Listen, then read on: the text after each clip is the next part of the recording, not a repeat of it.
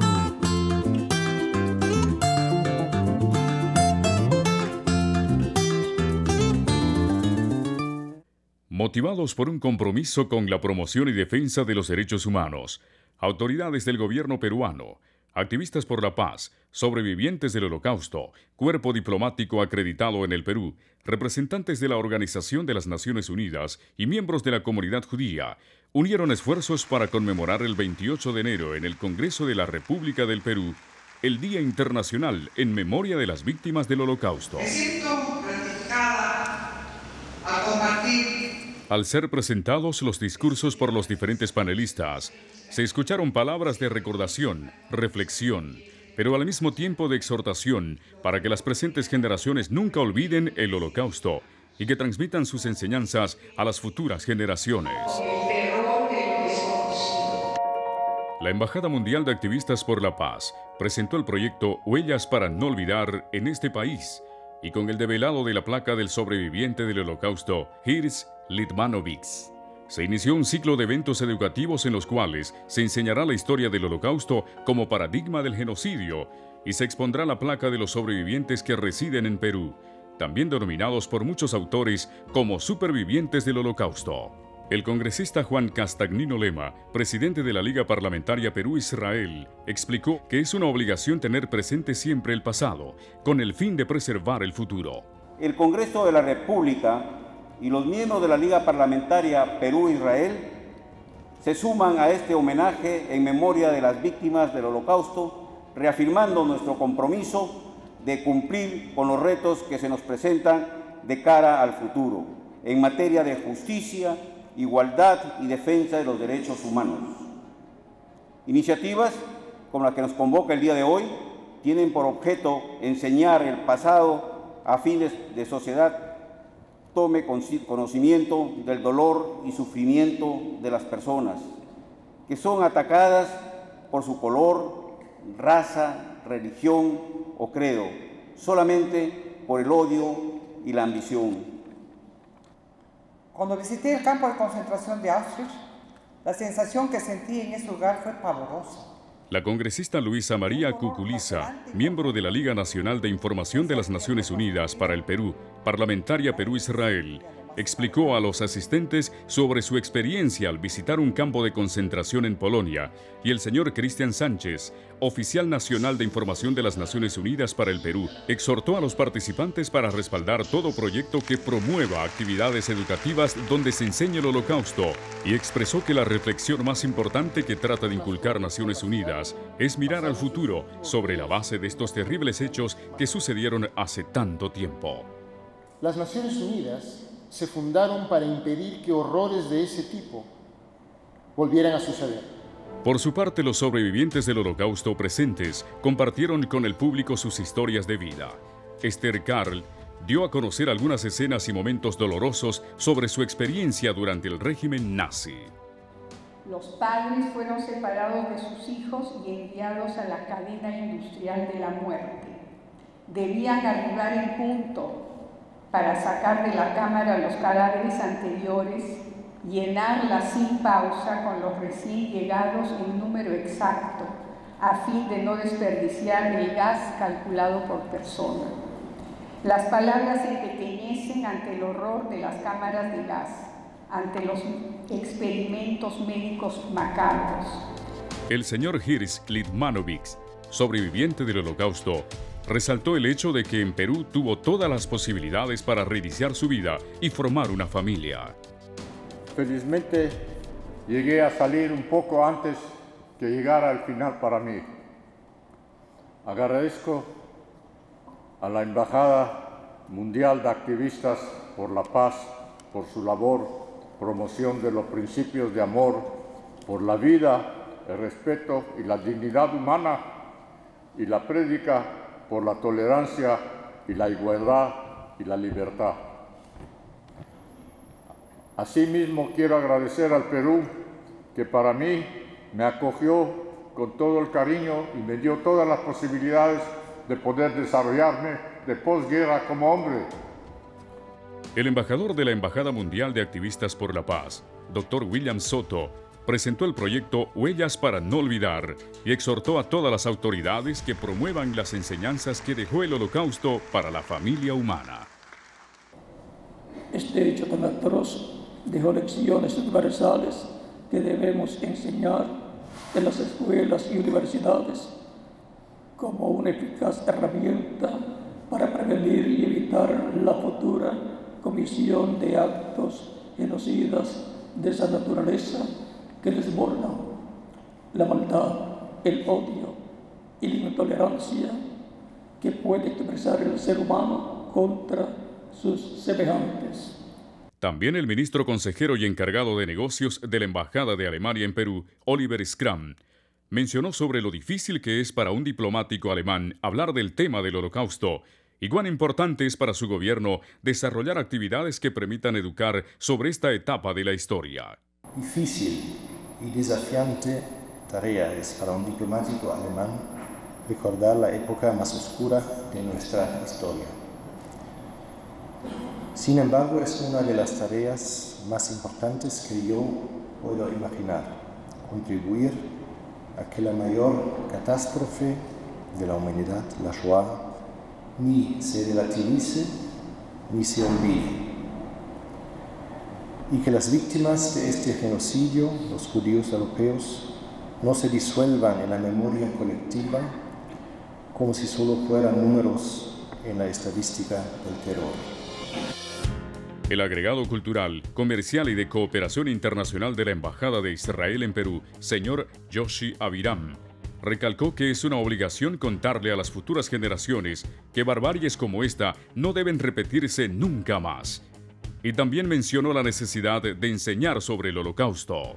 Qué bueno sería que en todas las escuelas del mundo se incluya en la currícula el capítulo del Holocausto y así enseñar a nuestros hijos sobre el verdadero significado de la intolerancia, el racismo y la falta de moral.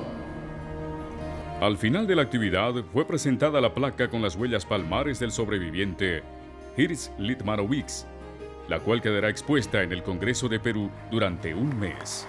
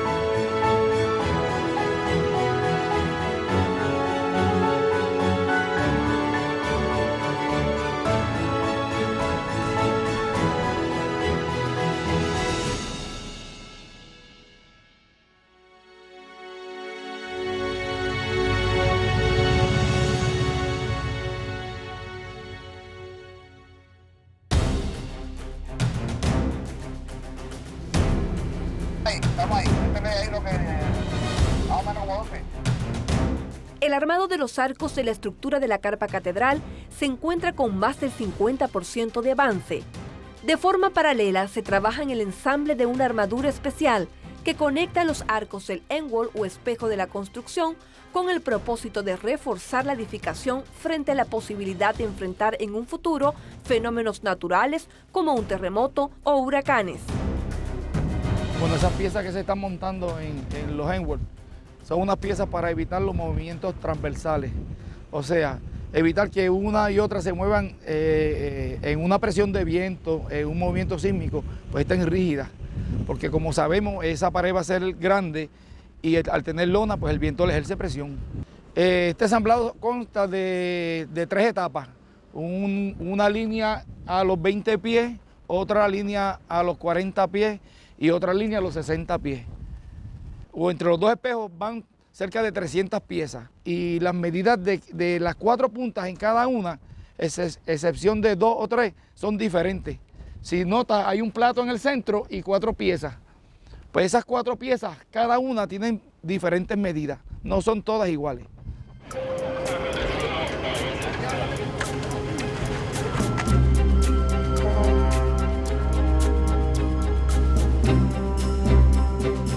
Los edificios que albergan las facilidades como las oficinas, sala de prensa, edición, audio y los baños se encuentran en pleno proceso de construcción.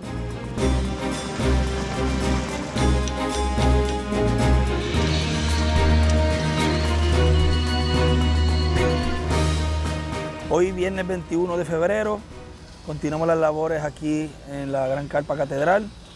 Ya como ustedes pueden ver, las 4 edificaciones del lado norte y del lado sur del edificio están bastante adelantadas. Hoy se va a tirar el hormigón, alrededor de 60 yardas de hormigón del edificio donde va a estar el cuarto de control de cámara, cuarto de audio, cuarto de edición, cuarto de traducciones. Todo eso va a estar en el lado norte del edificio. Este edificio son unos 120 pies de largo por 20 pies de ancho. También va a haber un cuarto eléctrico donde ahí va a llegar todo lo que es data, electricidad, video, todo lo que tiene que ver con el auditorio en cuanto a señales, en cuanto a cámaras de seguridad, todo va a llegar a ese cuarto de control. También en el área sur se está construyendo también un edificio de baño, el primer edificio de baño y el edificio de 120 pies de largo por 20 pies de ancho que va a llevar las oficinas pastorales, va a llevar un cuarto de conferencia, va a llevar un cuarto para cambiarse, el bautista, el que va a bautizar, el ministro que va a bautizar va a tener un cuarto ahí también. Y también va a haber un cuarto de control de cámaras de seguridad, de todo lo que es seguridad del auditorio, los estacionamientos y las áreas privadas, que es lo que es el púlpito. Ahí va a haber un cuarto de vigilancia.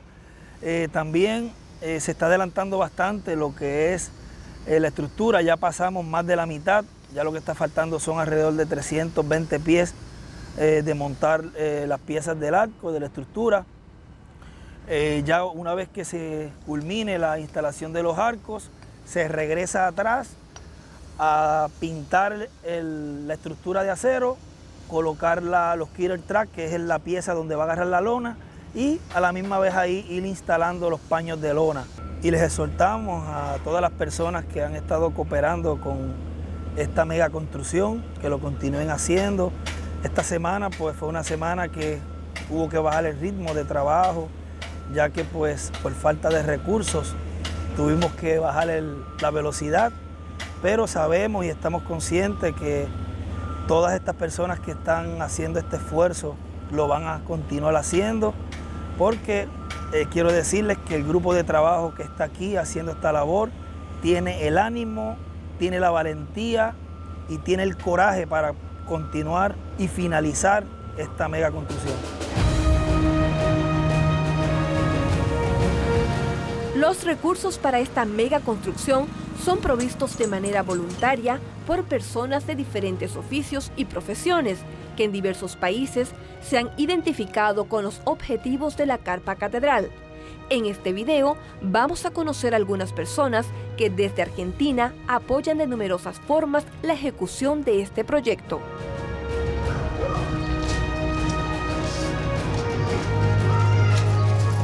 Mi nombre es Martín y el trabajo que yo realizo es el de confección, que trabajo para una feria cercana que hay por acá.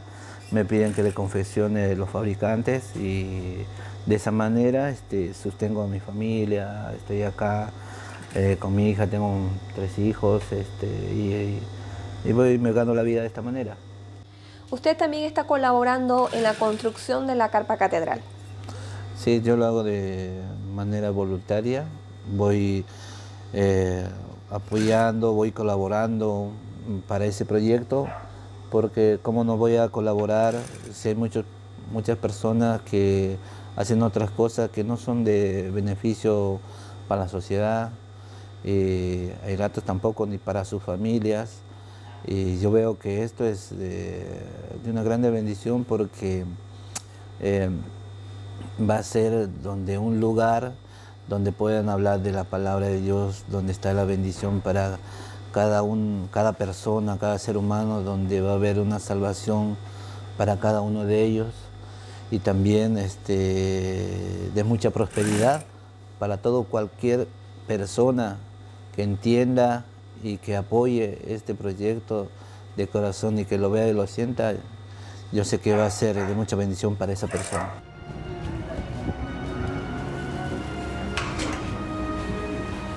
Mi nombre es Patricio Parra, estoy en Argentina, soy chileno, toda mi familia es chilena también, algunos hijos argentinos, y por la gracia de Dios he tenido este negocio en el cual Dios me ha estado fortaleciendo, me está dando grandes bendiciones, las cuales yo también he puesto a disposición de la obra en diferentes formas.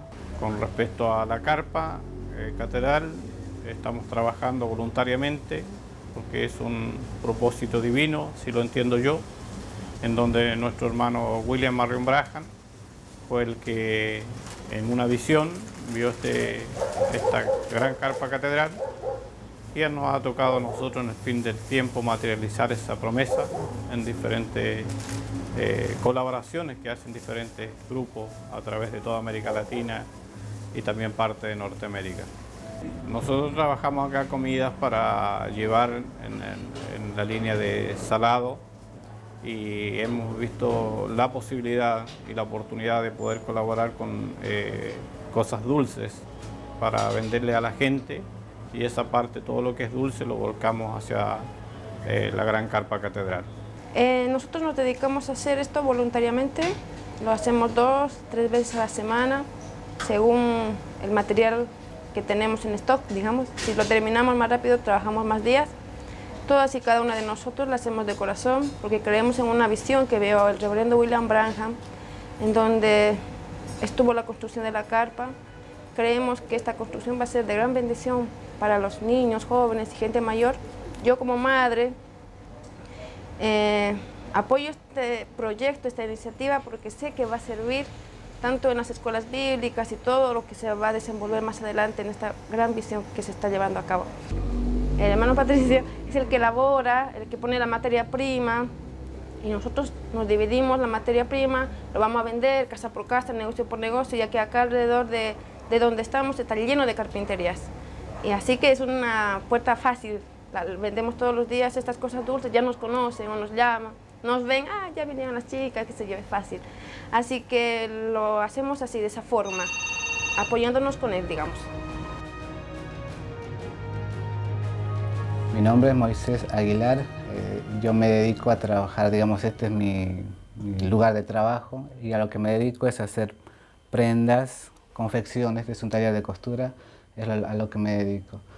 Y yo tengo una familia que consta de mi señora, Flora, y tengo 3 nenas.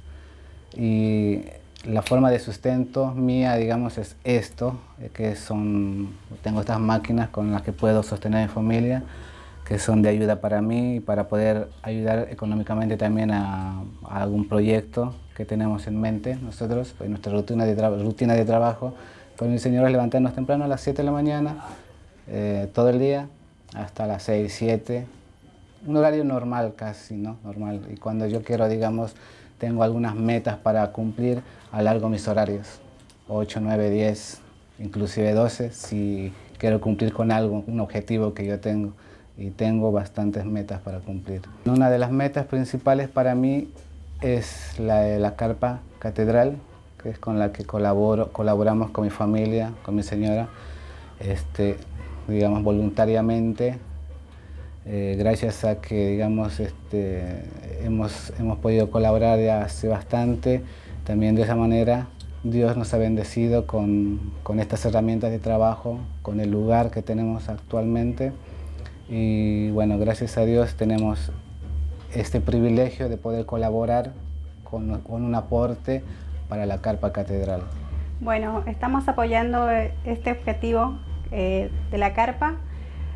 Como madre veo que ahí este lugar va a llegar muchas personas a los pies de Cristo, y también que los niños van a aprender muchas cosas sobre las escuelas bíblicas, cosas positivas para los jóvenes. Como en este tiempo hay cosas negativas en el mundo, bueno, este lugar va a ser muy importante, y bueno que se termine muy rápido para que toda la humanidad conozca ese lugar también.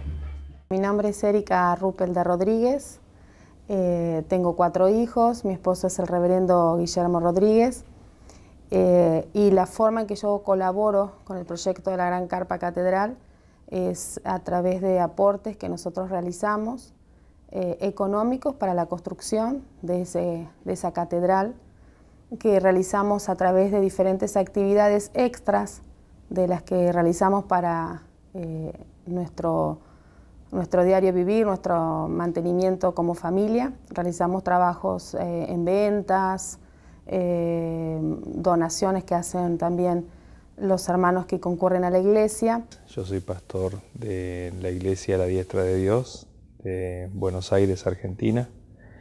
Yo conocí este proyecto hace muchos años por las predicaciones del reverendo William Branham,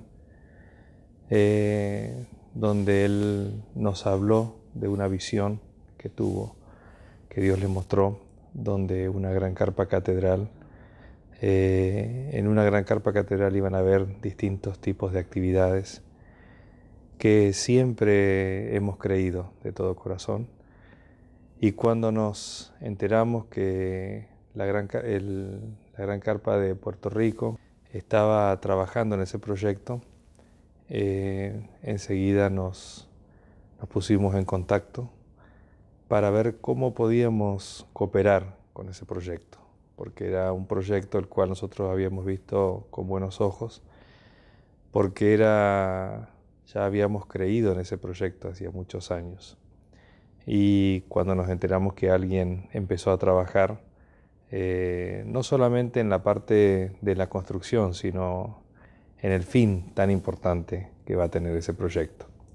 Por eso es que toda la iglesia y toda la familia abrazaron este proyecto, y sin dejar de trabajar en la obra local, hemos estado trabajando para respaldar este proyecto y la iglesia en Puerto Rico.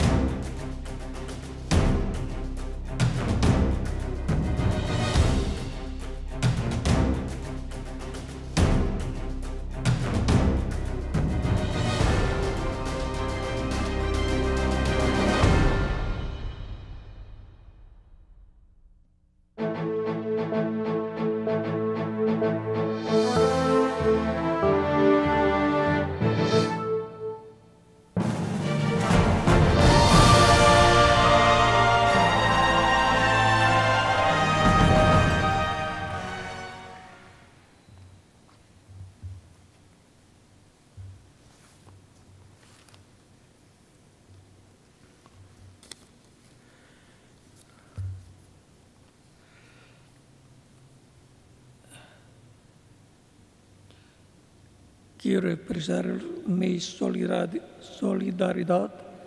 con los habitantes del departamento del Beni en Bolivia, los cuales están pasando por momentos difíciles debido a las fuertes lluvias que han caído en la región, provocando inundaciones que han dejado sin hogar y sin alimentos a miles de personas. Lo que están viviendo nuestros hermanos bolivianos es algo nunca visto en Bolivia, y les exhortamos a todos los activistas por la paz de la embajada a brindar ayuda humanitaria a este pueblo que en estos momentos tanto la necesita. Por lo tanto, los activistas por la paz de la Embajada Mundial de Activistas por la Paz den la mano a todas estas personas de Bolivia, del Beni en Bolivia, que están pasando por esta situación difícil.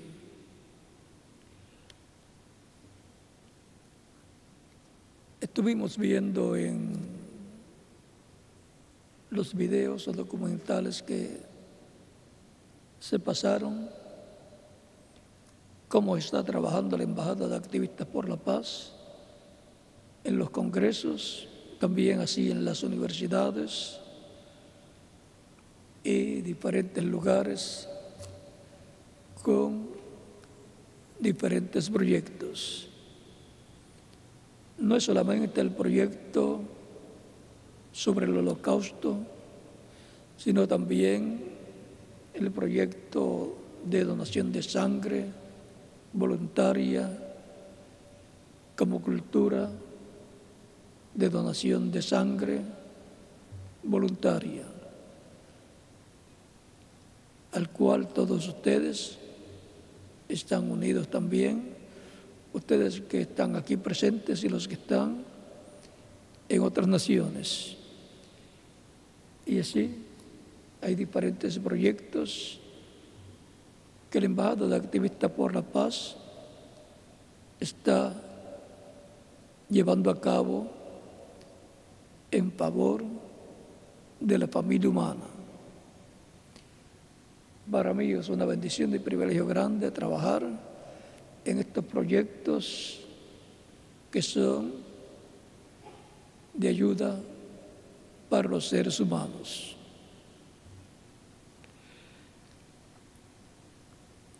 También para mí es una bendición grande respaldar el proyecto de construcción de la gran carpa catedral, como también ustedes están respaldando este proyecto de construcción en Calley, Puerto Rico, y todos los países están respaldando este proyecto. Todas las iglesias y personas de diferentes países también respaldan este proyecto con donaciones voluntarias y también con sus oraciones.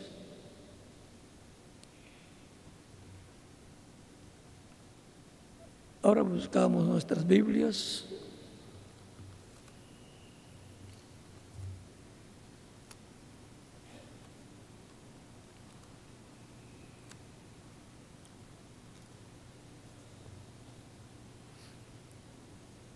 Y leemos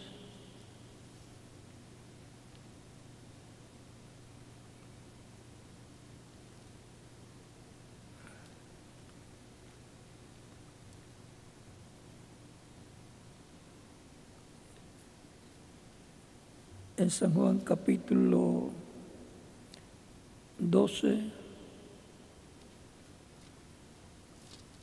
verso 24, que dice, 23 en adelante para que tenga el cuadro claro, dice, Jesús les respondió diciendo, ha llegado la hora en que el Hijo del Hombre sea ha llegado la hora para que el Hijo del Hombre sea glorificado. De cierto os digo que si el grano de trigo no cae en tierra y muere, queda solo.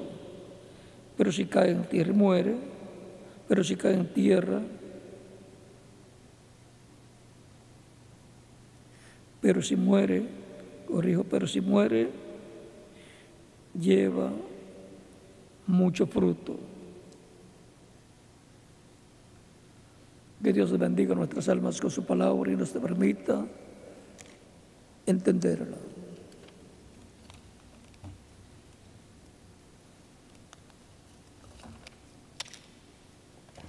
Las generaciones de Jesucristo es nuestro tema bíblico para la escuela bíblica de hoy. Pueden tomar asiento si tienen la bondad.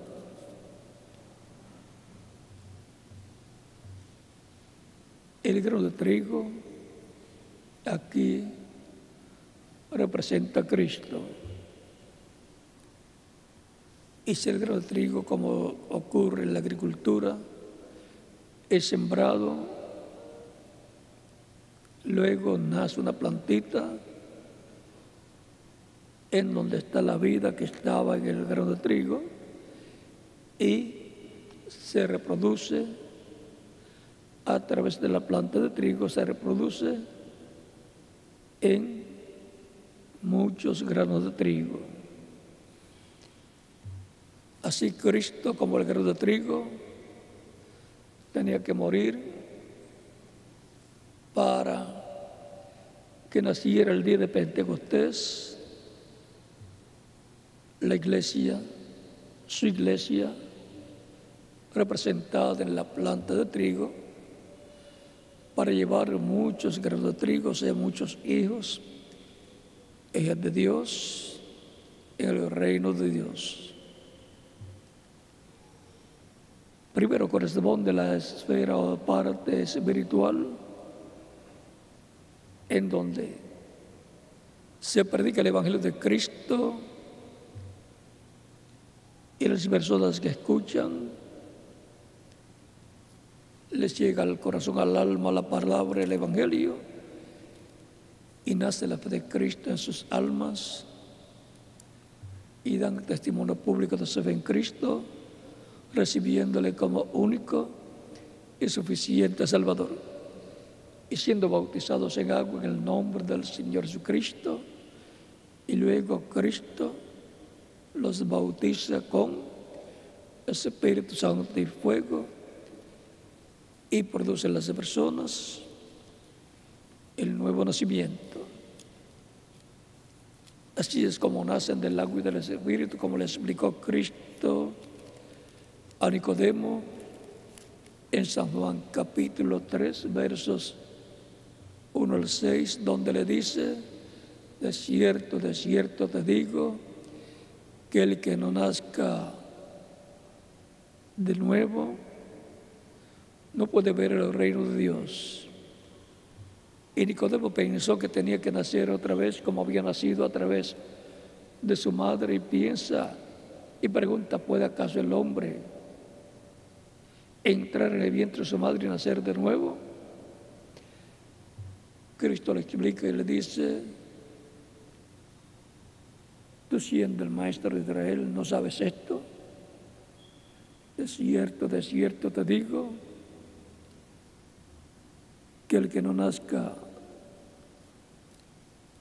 del agua y del Espíritu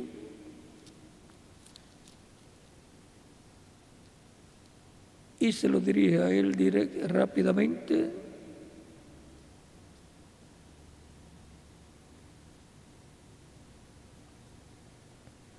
y le dice: de cierto te digo, que el que no naciere de agua y del Espíritu no puede entrar en el reino de Dios. Así como para entrar a este reino terrenal de mortales tuvimos que nacer en la tierra, para lo cual tuvimos que ser engendrados por nuestro Padre terrenal en el vientre de nuestra Madre terrenal. Y después de cierta cantidad de meses, nacer. Lo natural, lo físico representa lo espiritual. Por eso Cristo, para mostrar las cosas espirituales, las representaba en cosas físicas del común del pueblo, como peces, redes de pesca, embarcaciones, plantas de trigo, también higueras, de la cual habló en 2 ocasiones, la higuera que maldijo y luego la higuera de la cual dice en el capítulo 24 de San Mateo, cuando veáis la higuera rebeldecer, nos dice que entendamos que el verano está cerca, que el reino de Dios está cerca, y la higuera representa a Israel. También utilizó un sinnúmero de otras cosas físicas para representar las espirituales.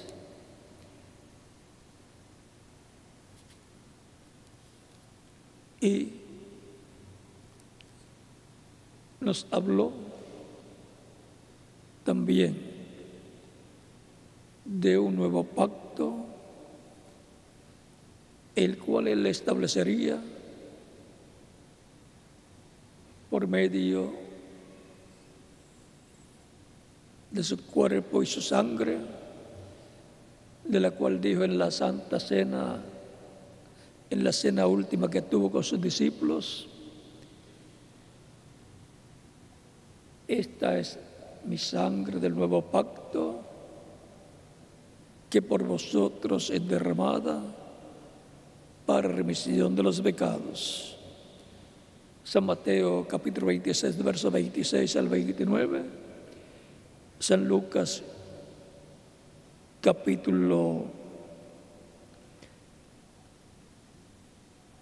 San Marcos capítulo 14 y San Lucas capítulo 22.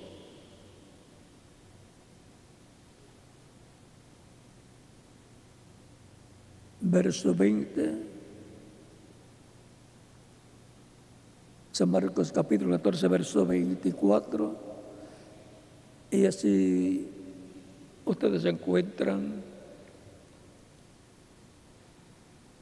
como Cristo nos habla del nuevo pacto, del cual el profeta Jeremías había hablado en el capítulo 31, versos 31 al 36, cuando Dios dijo a través del profeta Jeremías que vendrían días en que Dios haría un nuevo pacto con la casa de Israel y con la casa de Judá, no como el pacto que había hecho, el cual invalidaron los padres de Israel, o sea,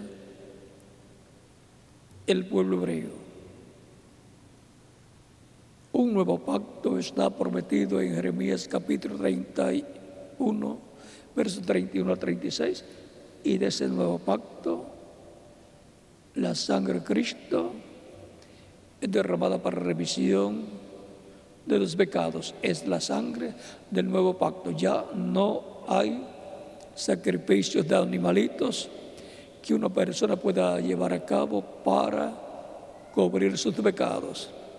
Bajo el nuevo pacto no es asunto de cubrir los pecados, sino de quitar los pecados con la sangre del nuevo pacto, que es la sangre de Jesucristo. Encontramos que el nuevo pacto es el nuevo matrimonio de Cristo con los creyentes en Él, los cuales quedan dentro del nuevo pacto limpiados con la sangre de Jesucristo. Por lo tanto, bajo el pacto antiguo no hay esperanzas para las personas. Ni siquiera hay un templo actualmente en Jerusalén. En el monte del templo, pues fue destruido y colocado un templo musulmán o un templo de la religión de los musulmanes. Por lo tanto, Israel, bajo el pacto antiguo, ya no tiene templo, no tiene sacrificios que se llevan a cabo para cubrir los pecados, y por esa causa la ira de Dios por sus pecados, que no pueden ser ni cubiertos y mucho menos quitados bajo el pacto antiguo, entonces tiene muchas consecuencias, tanto los que viven en Israel como los que viven en otras naciones. Es necesario entrar al nuevo pacto, y todos los que entran al nuevo pacto entran a la unión de Cristo, el esposo, con su esposa, su novia, su iglesia, compuesta por todos los creyentes en Cristo. Y esas son las vírgenes prudentes que recibirán a Cristo en su segunda venida, en el día postrero, y se cerrará la puerta de la dispensación de la gracia, y el que quedó fuera para pasar por la gran tribulación. A través de las diferentes etapas de la iglesia se estuvo formando el templo espiritual de Cristo, la iglesia del Señor Jesucristo, la cual primero tiene la etapa espiritual y después vendrá la etapa física, que será la resurrección de los muertos en Cristo y la transformación de nosotros que vivimos. Y así despertaremos como un nacimiento o una resurrección a la vida eterna, física, en cuerpos inmortales, cuerpos glorificados. Esas personas de primero pasan por la etapa espiritual, en donde nacen de nuevo en el cuerpo místico de Cristo. Son trasladados del reino de las tinieblas al reino de Cristo, al reino de Dios. Así como a Adán le fue dada una compañera, Eva, para reproducirse muchos hijos de Dios, como lo era Adán. Así, Dios le ha dado a Cristo una compañera, porque Jesucristo es el segundo Adán. Allá con el primer Adán y la primera Eva, al pecar, Adán no pudo traer a sus hijos y por consiguiente a los hijos de Dios con vida eterna, sino que los trajo con vida temporal.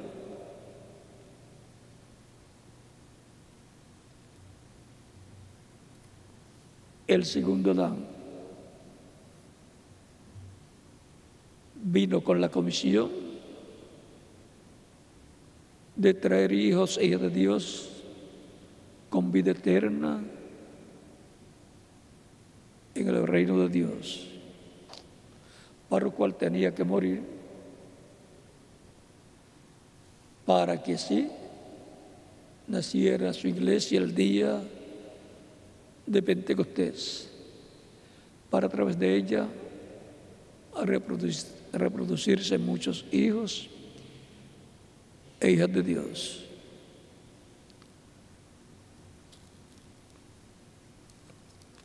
Por eso San Juan capítulo 1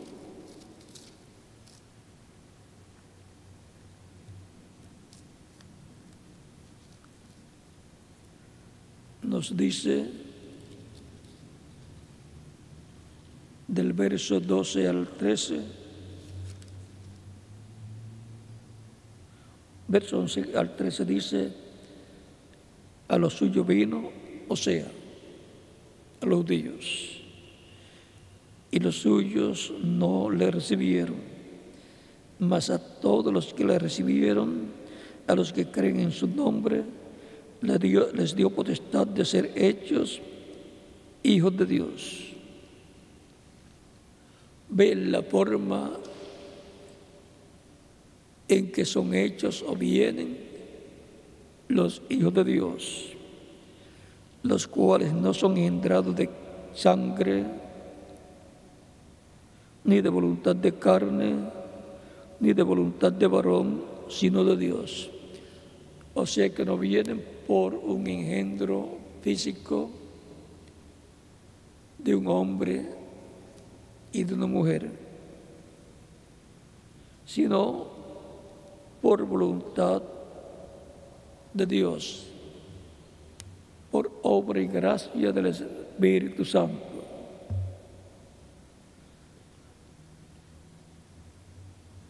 En esa forma ha estado aconteciendo de etapa en etapa,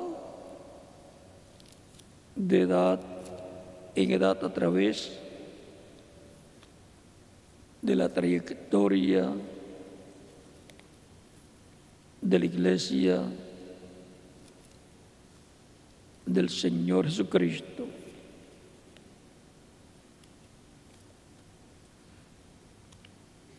En Efesios capítulo 2,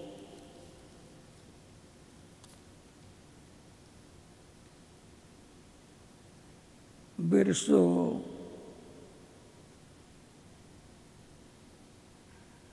17 en adelante, aquí vamos a tener que leer un poquito más. 11 en adelante del capítulo 2 de San Juan, de Efesios, dice: por tanto, acordaos de que en otro tiempo vosotros, los gentiles, en cuanto a la carne, erais llamados incircuncisión por la llamada circuncisión hecha con mano en la carne. En aquel tiempo estabais sin Cristo, alejados de la ciudadanía de Israel y ajenos a los pactos de la promesa, sin esperanza en el mundo, sin esperanza y sin Dios en el mundo. Aunque tenía muchas religiones en aquellos tiempos las diferentes naciones, vean, estaban sin esperanza de vida eterna, sin esperanza de salvación, sin esperanza de que fueran borrados sus pecados, sin esperanza de reconciliación con Dios, y ajenos a los pactos.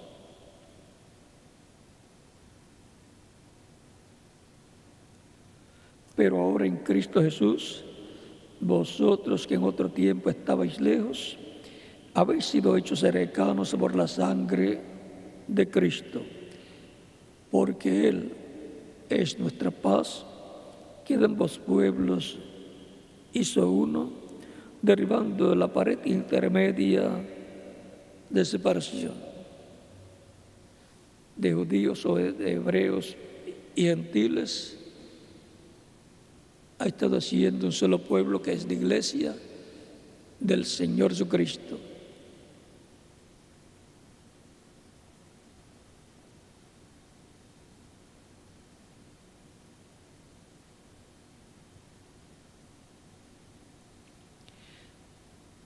Aboliendo en su carne las enemistades, la ley de los mandamientos expresados en ordenanzas, para crear en sí mismo de los dos un solo y nuevo hombre, haciendo la paz.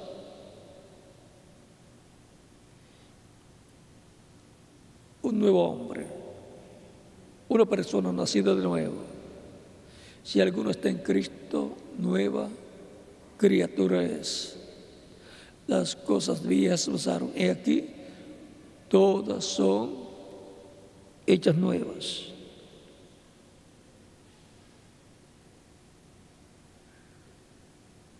Y mediante la cruz reconciliar con Dios a ambos en un solo cuerpo, matando en ella las enemistades. Por medio de su cuerpo, ofrecido en sacrificio, nos reconcilió con Dios, porque en Él llevó nuestros pecados.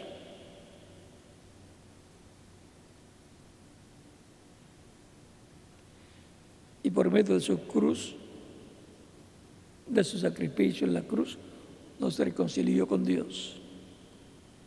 Y vino y anunció las buenas de paz a vosotros que estabais lejos y a los que estaban cerca, porque por medio de Él los unos y los otros tenemos entrada en un mismo espíritu, por un mismo espíritu, el Padre.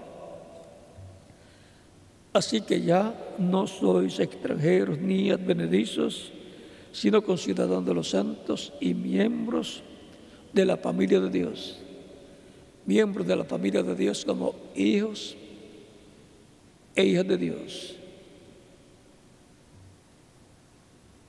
Por medio de Cristo, el segundo Adán, vienen los hijos de Dios a ser manifestados en esta tierra como parte del cuerpo místico de Cristo, y por eso están sentados con Cristo Jesús en lugares celestiales. Así que ya no sois extranjeros, sino conciudadanos de los santos. Así que ya no sois extranjeros ni advenedizos, sino conciudadanos de los santos y miembros de la familia de Dios. Los miembros de la familia de Dios son los hijos de Dios, que vienen por medio de Cristo y su iglesia. Cristo produciendo el nuevo nacimiento por medio de ese Espíritu que está en su iglesia. Edificado sobre el fundamento de los apóstoles y profetas, siendo la principal piedra del ángulo Jesucristo mismo, en quien todo el edificio bien coordinado va creciendo para ser un templo santo en el Señor, en quien vosotros también sois juntamente edificados para morada de Dios en el Espíritu.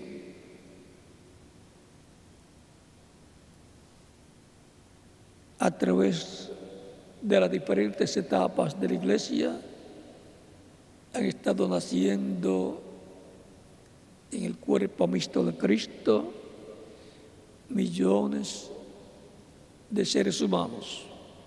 Han estado naciendo de nuevo y por consiguiente han estado naciendo en el reino de Dios. Han estado naciendo como hijos e hijas de Dios. Y así como podemos contar las generaciones de Abraham,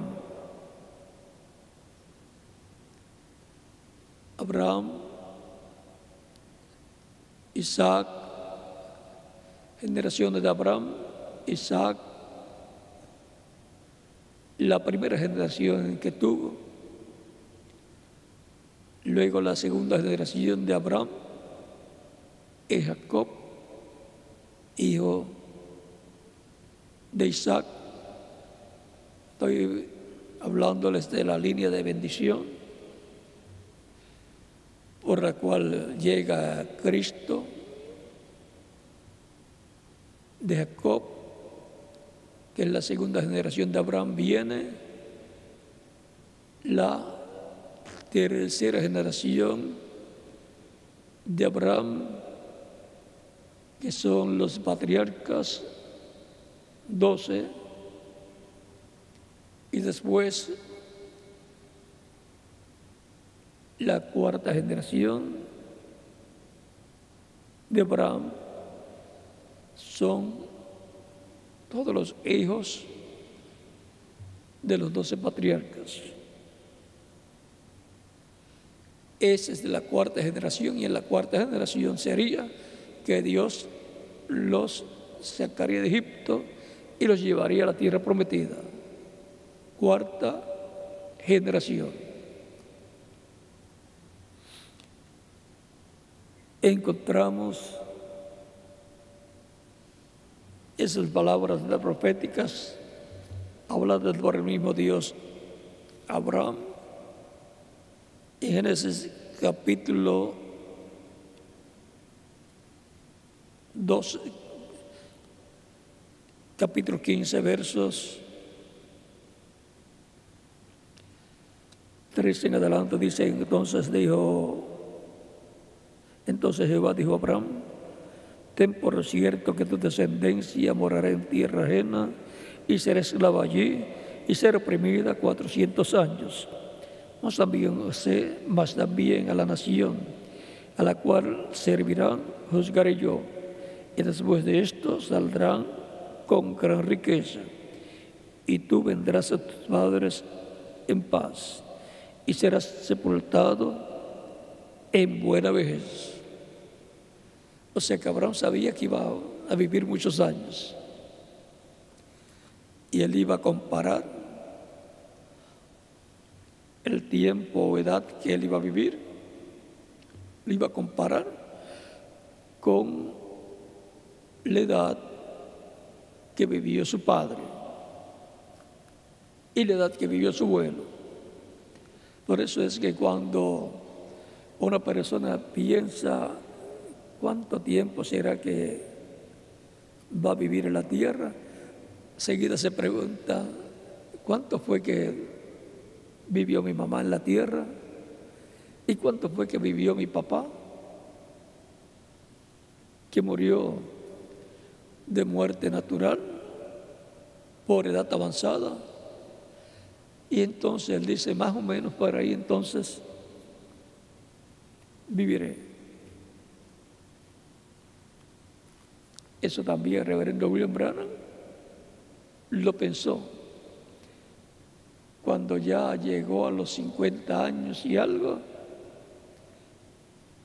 Él decía: yo sé que no tengo mucho tiempo para vivir, porque mi papá murió a los tantos años.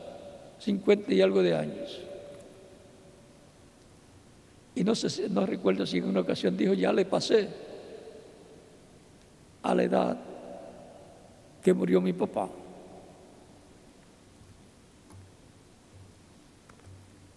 Ahora, encontramos que la cuarta generación anterior a uno,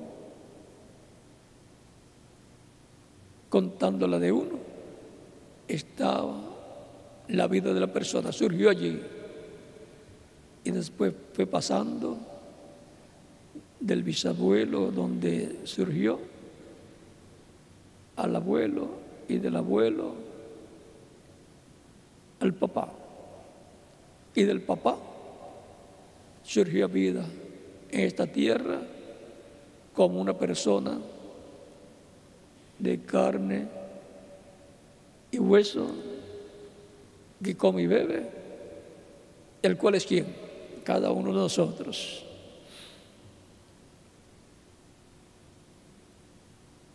Por lo tanto, podemos ver cómo somos la cuarta generación, contando al abuelo como una generación, al bisabuelo. Pero si no, entonces somos la tercera generación de nuestro bisabuelo.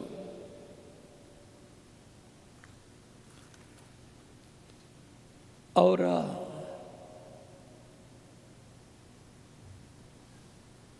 viendo esto de las generaciones, nos preguntamos, ¿en qué generación de Cristo, como descendientes de Dios a través de Cristo, el segundo Adán, estamos? Si contamos desde el tiempo del apóstol Pablo, que fue el mensajero a los gentiles, estamos ya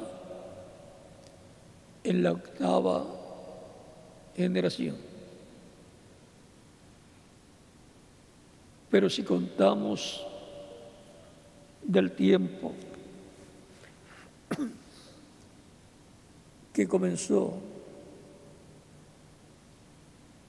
la restauración de la iglesia, entonces estamos ya en la cuarta generación. Hubo una generación, contando desde el tiempo de San Pablo, una generación paulista. San Pablo fue su mensajero, por lo tanto toma el nombre del mensajero cada generación.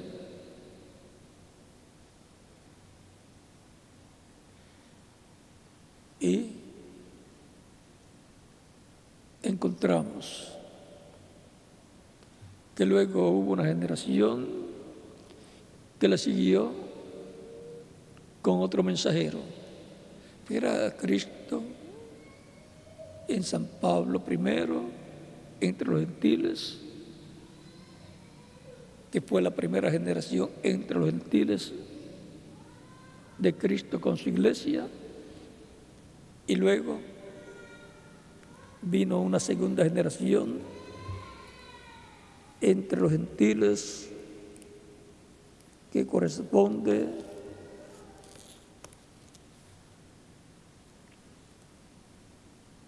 al tiempo de Ireneo, y que así como la generación paulista, o sea, de San Pablo, está representada en la iglesia y era de Éfeso. La generación herediana corresponde en tipo y figura a la iglesia de Esmirna, en Asia Menor también. Esa fue una segunda generación entre los gentiles, segunda generación de Cristo, y luego una tercera generación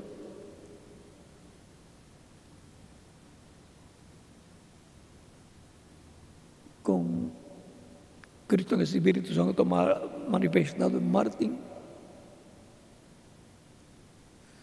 una generación martiliana o martiniana, representada en la iglesia de Pérgamo, y luego una cuarta generación en la etapa de Colombo, donde el Espíritu Santo, Cristo en el Espíritu Santo, se manifestó para tener hijos e hijas de Dios en ese tiempo. Una generación colombiana o colombina, representada en la iglesia de Tiatira, en Asia Menor. Y luego pasamos a una quinta generación de Cristo, la generación luterana, representada en la iglesia de Sardis en Asia Menor, pero que con Lutero se desarrolló en Alemania y de ahí cubrió otros lugares. Y luego hubo una sexta generación de Cristo con su iglesia, una sexta generación wesleyana, representada en la iglesia de Filadelfia, y que se desarrolló en Inglaterra y de ahí se extendió a otras naciones europeas y hasta su mensaje llegó a Norteamérica. Luego hubo otra generación, séptima generación entre los gentiles, séptima generación de Cristo, manifestado a través del reverendo William Branham, en donde Cristo manifestó el ministerio de Elías por cuarta ocasión, y en donde vimos a Cristo manifestado en una forma mayor que en otros tiempos. Esa séptima etapa fue representada en la iglesia de la Odisea, que estaba en Asia Menor. Pero cuando se cumple como edad, se cumple en Norteamérica y de ahí se extendió a muchas naciones. Y después, ¿qué nos queda? Recuerden que el reverendo William Branham fue el precursor de la segunda venida de Cristo, así como Juan el Bautista fue el precursor de la primera venida de Cristo. Por lo tanto, Juan fue la séptima generación allá de su tiempo.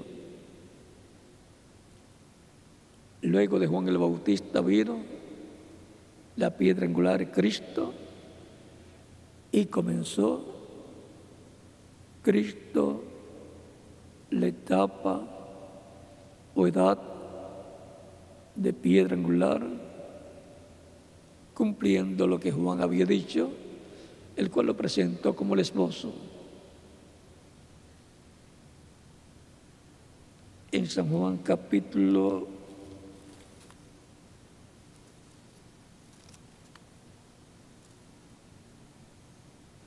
3,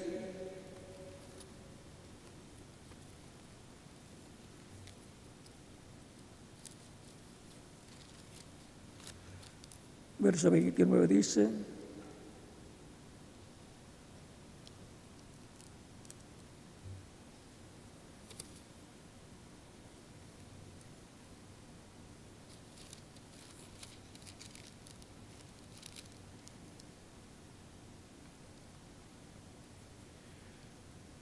28 al 29 dice, vosotros mismos me sois testigos de que dije, yo no soy el Cristo, sino que soy enviado delante de él.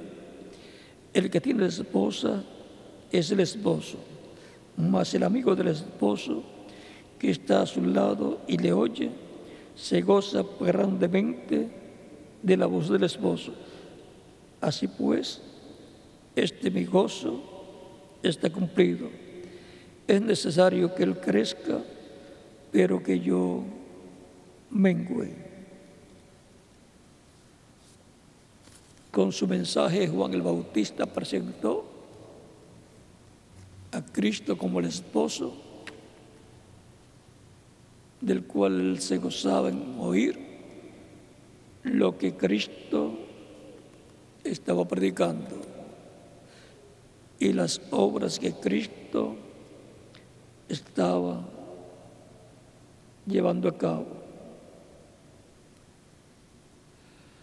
Ahora bien, como el precursor de la segunda venida de Cristo,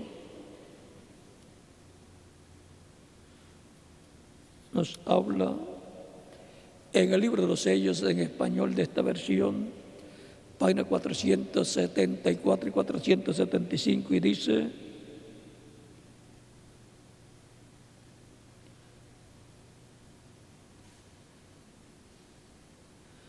yo únicamente les estoy diciendo lo que vi y las cosas que me han sido dichas. Usted haga lo que le guste. Yo no sé quién será, ni qué va a suceder. No sé. Solamente sé que esos 7 truenos contienen el misterio por cuya razón hubo silencio en el cielo, ¿Todos entienden? Quizás sea ahora el tiempo y la hora cuando aparezca esta gran persona que hemos estado esperando. Quizás este ministerio por el cual he tratado de convertir a la gente a la palabra ha servido de fundamento. Si así es, entonces les estaré dejando para siempre. No habrá 2 aquí al mismo tiempo. Y aún si así fuera, él crecerá y yo menguaré. Está hablando igual a como habló Juan el Bautista. Como habló el precursor de la primera venida de Cristo, habló el precursor de la segunda venida de Cristo. Por lo tanto, como dijo Juan el Bautista, que vendría y vino aquel al cual le estaba preparando el camino, así vendrá a su iglesia aquel del cual el reverendo William Branham estuvo hablando y preparándole el camino. Su mensaje será precursor de la segunda venida de Cristo. Por lo tanto, tenemos los mensajes del reverendo William Branham relacionados a la segunda venida de Cristo y las cosas que Cristo estará realizando en este tiempo final, que será las promesas correspondientes a la segunda venida de Cristo, las cosas que están prometidas que Cristo hará en su segunda venida. Porque Él se está revelando a través de su palabra escrita, a través de cumplir lo que está prometido que hará el que vendría después del precursor de la segunda venida de Cristo, así como sucedió con el que vino después de Juan el Bautista. Por eso es que Cristo, cuando Juan el Bautista mandó a preguntar a través de 2 discípulos, porque Juan estaba preso, manda a 2 de sus discípulos y les dice a ellos, pregunten a Jesús si Él es aquel que había de venir o esperaremos a otro. Porque Juan el Bautista estaba preso y quizás pensaba, ¿por qué Jesús no me saca de esta cárcel? No se esperaba que tendría ese problema, aunque si leen las Escrituras y en la historia de Israel, encontraría lo mismo que Jesús dijo, Jerusalén, Jerusalén, que matas a los profetas y apedreas a los que son enviados a ti. Y por cuanto Juan el Bautista conocía las cosas que el Mesías tenía que hacer en su primera venida, Cristo lo mandó a examinar las cosas que él estaba haciendo. Los cojos andan, los ciegos ven, los muertos son resucitados y a los pobres es anunciado, predicado el Evangelio. Eso es lo que Jesús le dijo a los discípulos de Juan que él estaba haciendo. Vayan y digan a Juan lo que yo estoy haciendo. Vayan y digan a Juan las obras que yo estoy llevando a cabo. Porque esas son las obras que Dios se prometió que llevaría a cabo a través del Mesías. Isaías capítulo 61, versos 1 en adelante. Por lo tanto, Jesús no podía citar a Isaías en el capítulo 4 de San Lucas, leer: el Espíritu del Señor está sobre mí, por cuanto ungido para dar buenas nuevas a los pobres, y así por el estilo, y predicar el año de la buena voluntad del Señor. Y ahí se detuvo, porque hasta ahí cumpliría el Espíritu Santo a través de Jesús esa profecía.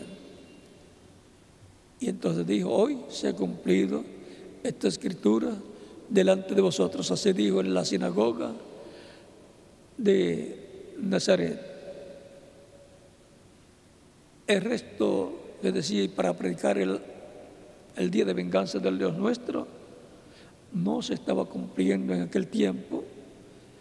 Por lo tanto, él no podía leerlo y decir: hoy se ha cumplido. Pero en su segunda venida, sí, será cumplida esa promesa, esa profecía. Jesús sabía hasta dónde él cumpliría en su primera venida, y el resto corresponde a su segunda venida, predicar el día de venganza del Dios nuestro, anunciar la gran tribulación que vendrá sobre la raza humana. Y eso así como fue después de Juan el Bautista, en la generación de edad de piedra angular, que Cristo estuvo predicando el año de la buena voluntad del Señor. Para el día posterior, para la etapa de edad de piedra angular, Cristo va a estar proclamando el día de venganza del Dios nuestro, trayendo esa revelación divina, y los escogidos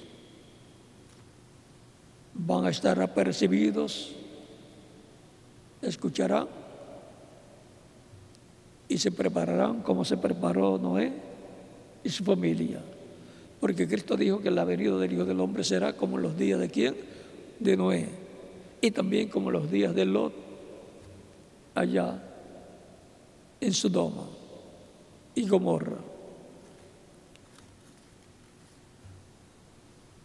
Por lo tanto, será un tiempo muy importante para los creyentes en Cristo, que estarán en la generación número 8 de la etapa de San Pablo y las demás etapas de los diferentes mensajeros. La edad de piedra angular siempre es la número 8, contando desde la primera hasta la octava y contando las últimas 4 etapas. Entonces viene a ser la 4ª generación en la iglesia, en las generaciones de restauración, la generación luterana con la cual comenzó la restauración, la generación luterana, la generación wesleyana, la generación pentecostal, la 3ª, y la generación de la edad de piedra angular. Tan sencillo como es. Así como Dios le dio a Abraham, en la 4ª generación saldrán con gran riqueza y vendrán a tu tierra. Los traeré a su tierra. Y tú vendrás a tus padres en paz y serás sepultado en buena vejez. Ahí fue que nos detuvimos. Y en la 4ª generación volverán acá, porque aún no ha llegado a su colmo la maldad del amorreo hasta aquí. Ahora, de Lutero hasta nuestro tiempo son 4 generaciones: generación luterana, generación wesleyana, generación pentecostal y luego generación de edad de piedra angular, edad de oro de la iglesia del Señor Jesucristo. Esa es la edad para regresar a eternidad física con Cristo, a la tierra prometida del cuerpo físico glorificado, a la tierra prometida del reino de Dios, de entrar físicamente al reino de Dios con vida eterna, con cuerpos eternos, cuerpos glorificados. Recuerden que el padre familia de todas esas generaciones es Cristo. ¿Y para qué edad?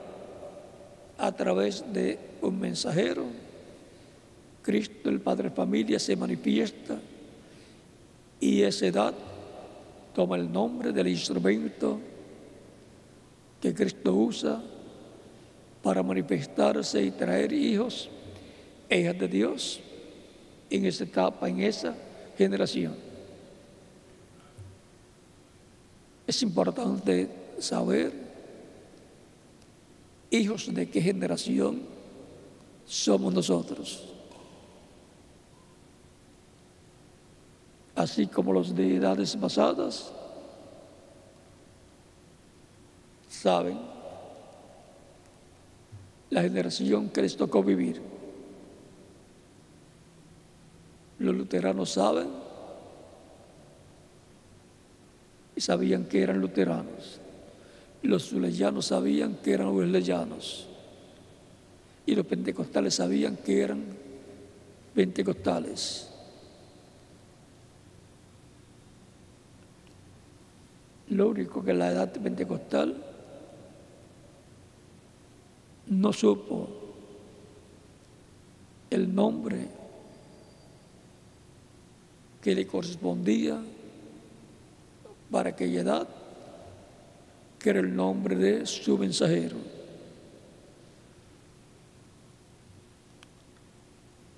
Y ahora estamos en la edad de oro, cuarta generación de las generaciones o etapas de restauración. Y es en esta etapa en donde seremos restaurados a la vida eterna físicamente y al reino de Dios físicamente, con vida eterna. Seremos transformados los que vivimos y los muertos en Cristo serán resucitados en cuerpos eternos para ir con Cristo a la cena de la boda del Cordero en este ciclo divino. Y no sabemos en qué año nos vamos de aquí, pero en algún año nos iremos. Por lo tanto, cada vez que pasa un año, podemos decir, estoy un año más cerca de mi transformación. Y seguir esperando hasta que llegue la transformación. Los que vivieron el tiempo de los apóstoles estaban esperando la transformación de ellos. Vean, han transcurrido 2000 años y todavía están esperando, porque están en el paraíso esperando la resurrección en cuerpos eternos. A los menos que les toque esperar es a los de nuestro tiempo, por lo cual mantendrán su fe firme en Cristo, esperando nuestra transformación. Y entonces estaremos satisfechos de haber seguido a Cristo todos los días de nuestra vida.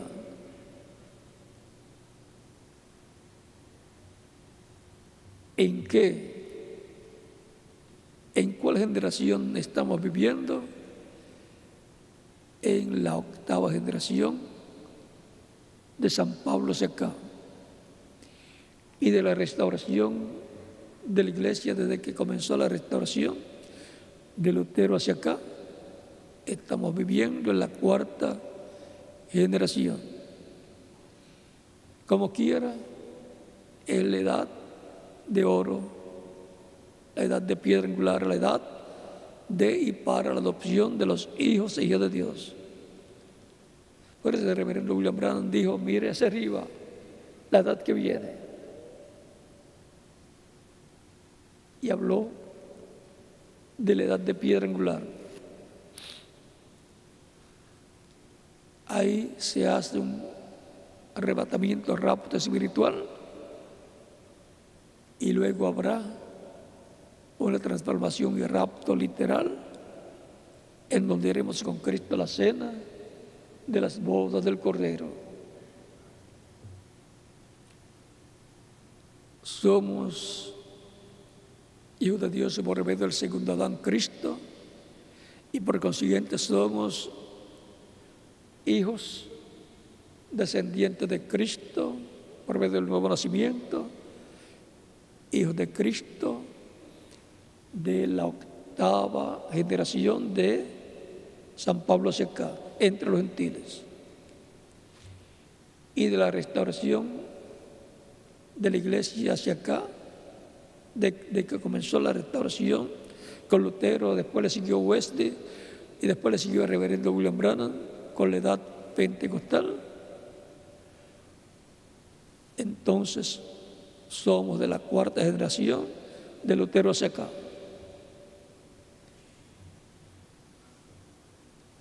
Somos hijos de la generación de Jesucristo, o de la generación de Cristo, de la octava generación de San Pablo hacia acá y de la cuarta generación de Lutero hacia acá. Tan sencillo como eso. Y como quiera que lo veamos, es paralelo a los días de Jesucristo. Es paralelo a los días del Éxodo allá en Egipto. El éxodo del pueblo hebreo para llevarlos Dios a la tierra prometida.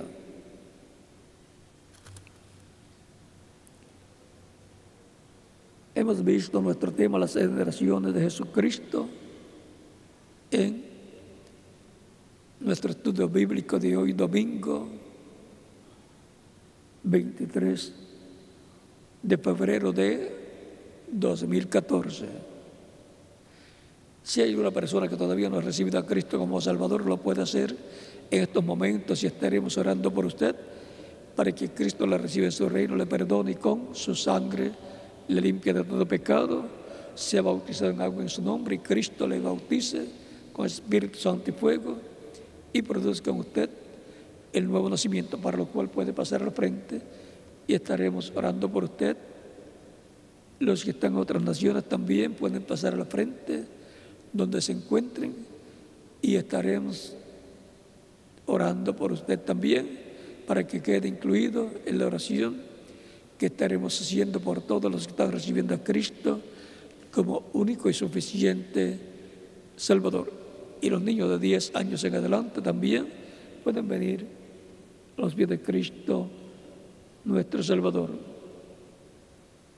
Recuerden que Cristo dijo: dejad a los niños venir a mí y no se lo impidáis, porque de los tales es el reino de los cielos.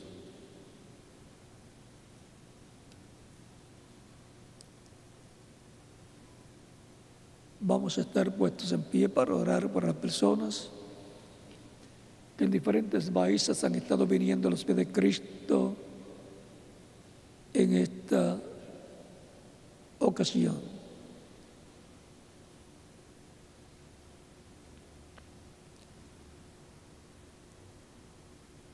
Con nuestras manos levantadas a Cristo al cielo,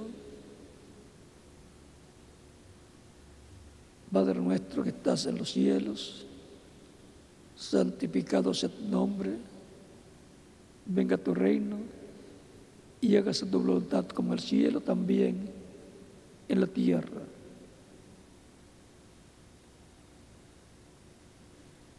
El pan nuestro de cada día, dánoslo hoy y perdona nuestras deudas, así como nosotros perdonamos a nuestros deudores. Y no nos dejes caer en tentación, mas líbranos del mal, porque tuyo es el reino, el poder y la gloria por los siglos de los siglos. Amén. Vengo a ti con todas estas personas que están recibiendo a Cristo como único y suficiente Salvador. Recíbelos en tu reino, Padre Celestial. Te lo ruego en el nombre del Señor Jesucristo. Amén. Y ahora repite conmigo esta oración los que han venido a los pies de Cristo en esta ocasión. Señor Jesucristo, escuché la predicación de tu evangelio y nací tu fe en mi corazón. Creo en ti con toda mi alma. Creo en tu primera venida y en tu muerte en la cruz del Calvario como el sacrificio de expiación por nuestros pecados. Reconozco que soy pecador y necesito un Salvador, un Redentor.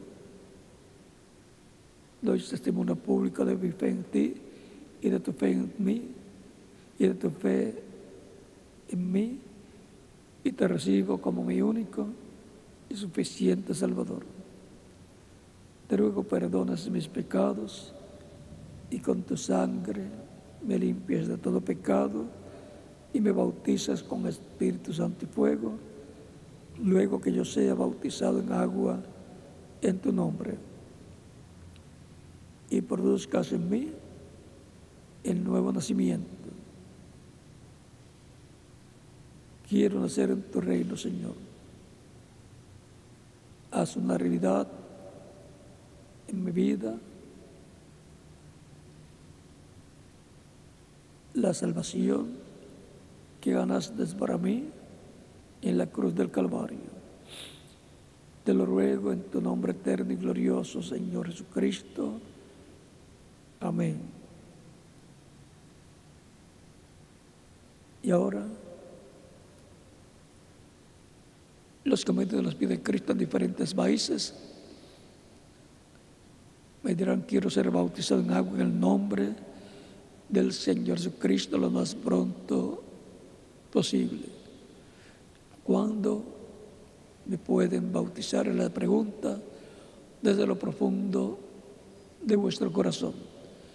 Por cuanto ustedes han creído en Cristo de todo corazón, bien pueden ser bautizados y que Cristo les bautice con Espíritu Santo y fuego y produzcan ustedes el nuevo nacimiento. Y nos continuarás viendo por toda la eternidad con Cristo en tu reino eterno. Dejo aquí al ministro reverendo José Benjamín Pérez para continuar, y en cada país dejo al ministro correspondiente para que les indique a los que han recibido a Cristo como Salvador en estos momentos cómo hacer y qué hacer para ser bautizados en agua en el nombre del Señor. Que las bendiciones de Cristo, el ángel del pacto, sean sobre todos ustedes, en el nombre del Señor Jesucristo. Amén. Continúen pasando una tarde feliz llena de las bendiciones de Cristo, nuestro Salvador.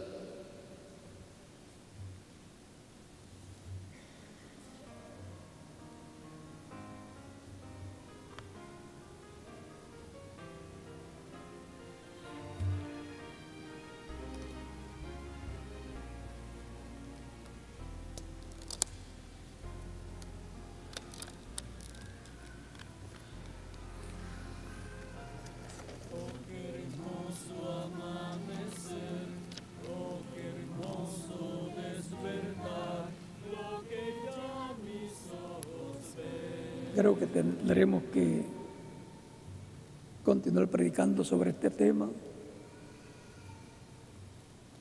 por unos cuantos domingos, porque hay mucho alimento espiritual para el alma en este tema del cual estuvimos hablando en esta ocasión. Así es que veremos más adelante lo que Dios nos permita que sea hablado sobre este tema. Estamos comenzando hoy sin prisa para que quede bien claro este tema del cual hemos hablado solamente un poco en esta ocasión.